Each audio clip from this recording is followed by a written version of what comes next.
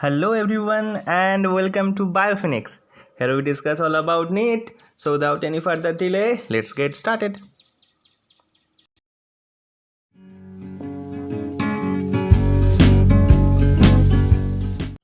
So today we start anatomy of flowering plants, which is much important in upcoming exams. We discuss it thoroughly according to our Ncert books. Okay. And let me introduce myself. I'm Onik. I'm from West Bengal and I'm just passing my BDS course from Bardhaman Dental College and Hospital. So first let me tell about tissue. Tissue is a structure which contains some cells. Tissue is a structure which contain some cells. Okay, these cells are same according to their origin. Cells are same according to their origin and they are performing a common function. So two things we have to remember: common origin and common function. Cells are same according to their origin and cells are performing a common function. Okay, now plant is made up of two type of tissue. Mainly one is meristematic tissue which can divide, and one is permanent tissue. Permanent tissue is a specialized type of tissue. Just remember, permanent is permanent. There is no further division will be seen. Now the meristematic tissue, or we can call it meristem. This tissue helps the plant to grow. This is a specialized region where all cells can be divided. Okay. The cells of meristematic tissue can divide and they are not mature like the permanent one. Remember, plants have different kinds of meristem. According to the time of formation, one is primary meristem. Primary meristem formed earlier, so that is why it is called primary. And the second one is secondary meristem.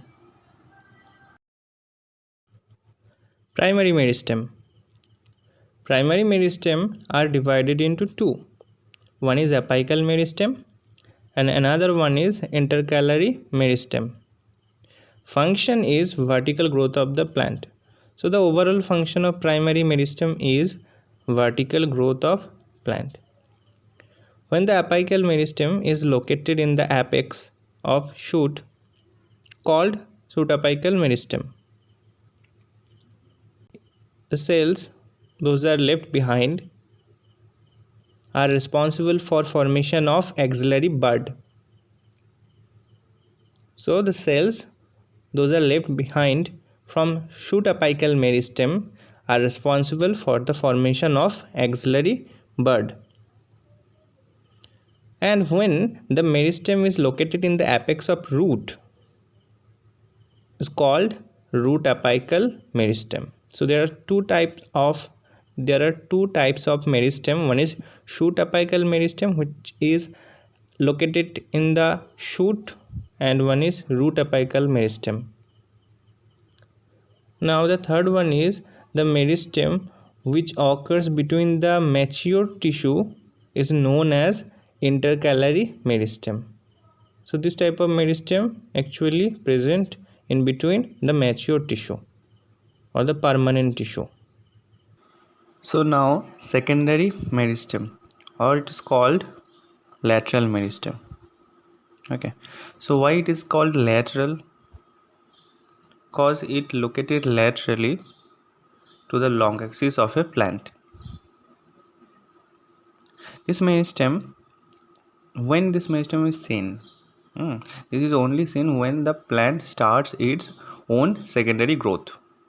It is cylindrical in shape and responsible for lateral growth of a plant, or we can say it is responsible for the formation of a woody axis.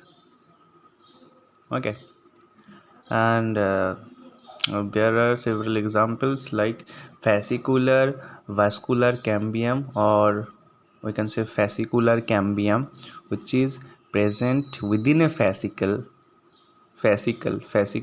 within a fascicle, that is fascicular vascular cambium. And another one is interfascicular cambium, which is present in between two fascicles, that is interfascicular cambium, present in between two and present within a fascicle. Okay. And last one is cock cambium. Cock cambium is found as a part of epidermis and is responsible for the secondary growth that replaces the epidermis in root and stem, that is cock cambium. There are three examples: fascicular vascular cambium, interfascicular cambium, and cock cambium. So this is all about meristematic tissue, and this is all for today. In next video we will discuss about permanent tissue.